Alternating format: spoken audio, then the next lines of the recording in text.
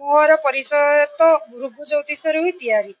पंडित श्रीधर आचार्य ही मोर परिचय देइछंती। आज जदि मु एते बड़ कॉन्फ्रेंस रे आउ डॉक्टरेट पाइछि केवल तांकरी अवदान। तांकर जीवाटा हैला ज्योतिष समाज रो गोटे बहुत बड़ क्षति। कहीं सीए ज्योतिष शास्त्र प्रकृत रे प्रामाणिक तथ्य अनुसार टीवी चैनल मान करे कहउतले आउ बहुत ज्योतिष अछंती टीवी रे एक्चुअली तथ्य भित्तिक शास्त्र मत अनुसार से मत रखुतले जोटा कि कोनोसी गुटे बड़ ग्रह चलन जतबेले करे समस्त अपेक्षा करिथांती जे केमिति जाईकी पंडित श्रीधर आचार्य को पाखरु आमे बाइट आनिबा।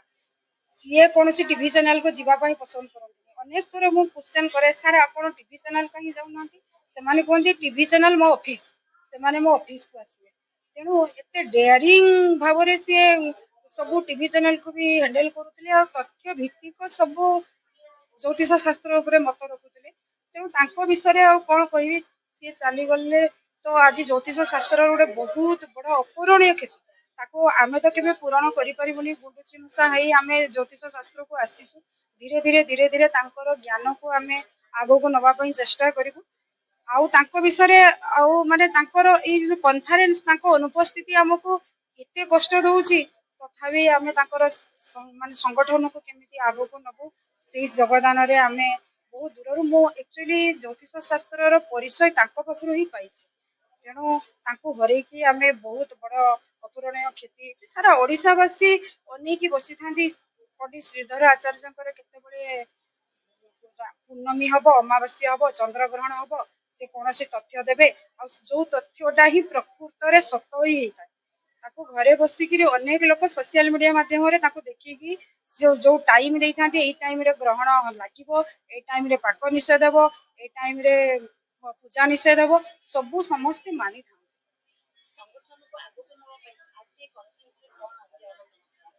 संगठन को आगो को नबा पई समस्ते एक स्वर रे एक मतरे जेते जण कोण अनुगुण ओडिसा रे ज्योतिष भाई भौणी माने आछथि समस्ते सहमत हेले आमे जेते दिन बंची थिबु एई अनुष्ठान प्रति हमर सद्भावना रहिबो आमे आसीबु ताको आमे केबे बुझिबा को दबुनी तांकर सह पत्नी तांकर सहधर्मिणी संयुक्त आचार्यंकर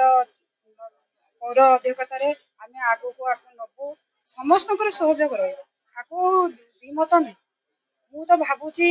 सारंकर आत्मा जदि कोनोसी सूक्ष्म शरीर रे ऊपर देखुथबो आज बहुत खुशी होतबो जे मो अनुपस्थिति रे भी आज मोर जो मान को मु तैयारी कर देकी आसी से माने ताको आगो को नबारे संकल्पबद्ध रहिसंती से बहुत ताको आत्मा आज माने खुशी रे गदगद हे जाउथबो।